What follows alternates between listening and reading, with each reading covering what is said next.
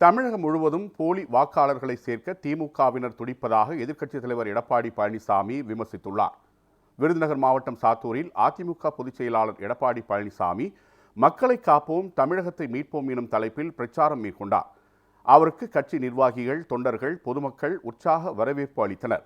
இதனையடுத்து மக்கள் மத்தியில் உரையாற்றிய எடப்பாடி பழனிசாமி திமுக ஆட்சியில் மக்களுக்கான திட்டம் ஒன்று கூட நிறைவேற்றவில்லை என குற்றம் சாட்டினார். ஆட்சிக்கு முன் ஒரு பேச்சு, ஆட்சிக்கு பின் ஒரு பேச்சு என திமுக இரட்டை வேடம் போடுவதாக விமர்சித்தார். சென்னையில் போலி வாக்காளர்கள் மூலம் திமுக வெற்றி பெற்று வருவதாகவும், தமிழகம் முழுவதும் போலி வாக்காளர்களை சேர்க்க திமுகவினர் துடிப்பதாகவும் எடப்பாடி பழனிசாமி விமர்சித்தார். இந்த ஆட்சியில கமிஷன், கலெக்ஷன், கரப்ஷன் இது சரியா நடக்குது. இதற்கு நோபல் பரிசு கொடுக்கலன்னா ஸ்டாலின் கவர்மெண்ட் கொடுத்தா சரியா இருக்கும். வேற என்ன செஞ்சாங்க? 4 ஆண்டு காலத்துல இந்த மக்களுக்கு என்ன திட்டத்தை கொண்டு வந்து நிறைவேற்றிருக்கிறாங்க சிந்திச்சு பாருங்க. இவர்கள் கொள்ளையடிக்கிறதான மிச்சம். இன்னைக்கு டாஸ்மாக் கடை தமிழ்நாடு முழுவதும் 6000 கடைகள் இருக்குது. சுமார் இந்த 6000 கடையில யாரும் டாஸ்மாக் கடைக்கு போகாதீங்க. நம்ம ஆளுகளாம் வேண்டாம், தப்பு. அதனால இன்னைக்கு டாஸ்மாக் கடையில் ஒரு பாட்டிலுக்கு 10 ரூபா விலை அதிகமாக வாங்குறாங்க.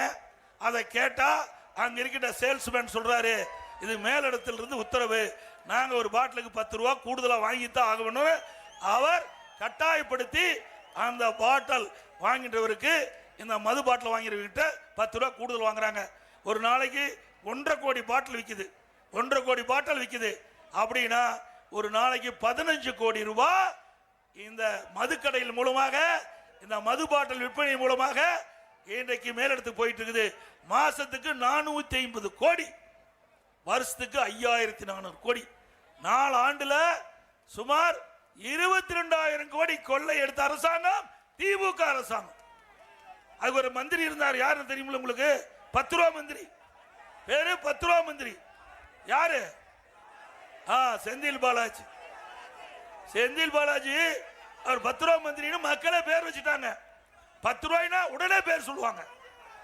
எந்த மந்திரி பேர் தெரியுதா தெரியலையோ, 10 ரூபாய்ன்னு சொன்னா உடனடியா தமிழ்நாட்டில் இருக்கிற அமைச்சரவையில் யார் பேரை சொன்னா கரெக்டா 10 ரூபாய்ன்னு சொன்னா யார் பேரை குறிப்பிடுனா செந்தில் பாலாஜி சரியா சொல்றீங்க.